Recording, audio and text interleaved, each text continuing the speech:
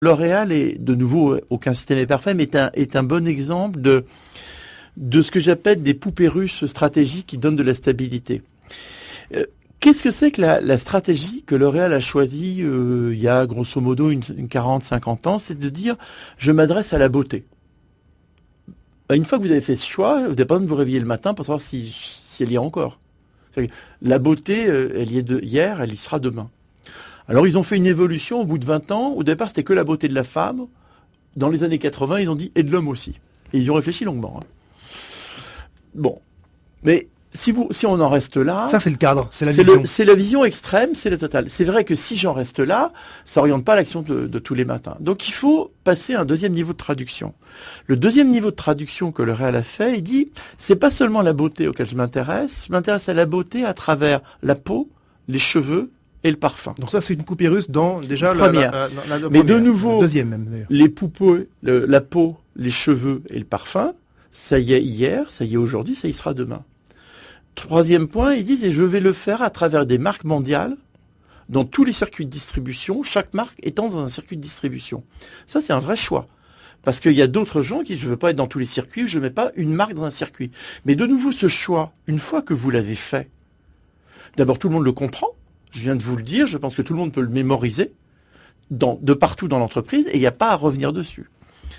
Troisième point, comme une entreprise, c'est pas composé de silos, mais d'êtres humains, et que les êtres humains, ça ne se dirige pas par les mathématiques, il faut aussi donner quelques principes d'action qui sont des règles de vie.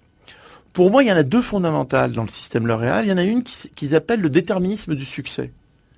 Qui dit, et ce mot existe, il avait été encore repris il n'y a pas très longtemps par Jean-Jacques Lebel, qui est un des vice-présidents actuels de L'Oréal, qui dit, ce qui a réussi quelque part n'a aucune raison de ne pas réussir ailleurs.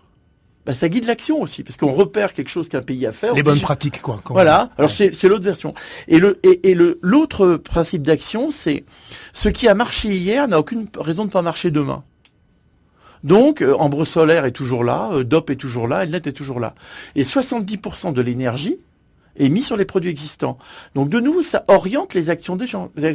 Toute personne qui est dans L'Oréal, c'est qu'il n'a pas le droit de dire « Ah oui, mais mon produit baisse parce qu'on vient d'en lancer un nouveau ». Il sait que c'est culturellement pas admissible. Et en même temps, ça rassure aussi beaucoup. Voilà. On parlait d'incertitude, en tout cas d'angoisse, là, avec des actions comme celle-ci. On est au deuxième niveau. Troisième niveau, c'est quelle marque je mets. Parce que je sais que j'ai toujours pas prononcé le nom des marques. Oui, oui. Donc le troisième niveau, c'est dire, les marques grande distribution, elles s'appellent L'Oréal, elles s'appellent Garnier. Les marques dans le circuit très sélectif, c'est Lancôme, etc. Et ces marques, voilà les familles de produits auxquelles elles s'adressent. L'Oréal, au départ, ne s'occupait que du cheveu. Puis on a rajouté la peau. Probablement demain un jour, peut-être le parfum. Donc vous voyez que là, ça commence à bouger. Mais aussi, on reste dans des systèmes très stables. Et le quatrième niveau, qui est celui de l'action quotidienne, là, cette fois, c'est les produits. Et là, le chef de produit, il va lancer les produits, les renlever, les promotions.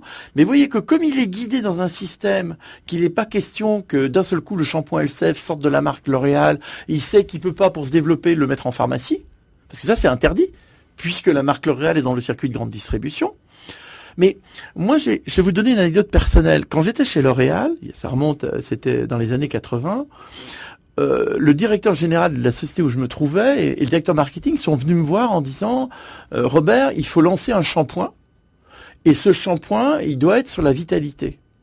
On m'a pas demandé mon avis s'il fallait lancer un shampoing. Mais on m'a pas dit quelle était la marque, on m'a pas dit quel était le prix, on m'a pas dit quel était le packaging, on m'a pas dit quelle était la communication.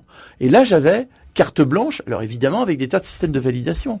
Donc j'ai eu un espace de liberté extrêmement important et j'ai pas du tout vécu comme une frustration le fait de pas avoir accès à ça. J'avais pas le niveau de vision et ça reste aujourd'hui un de mes meilleurs souvenirs de créativité personnelle.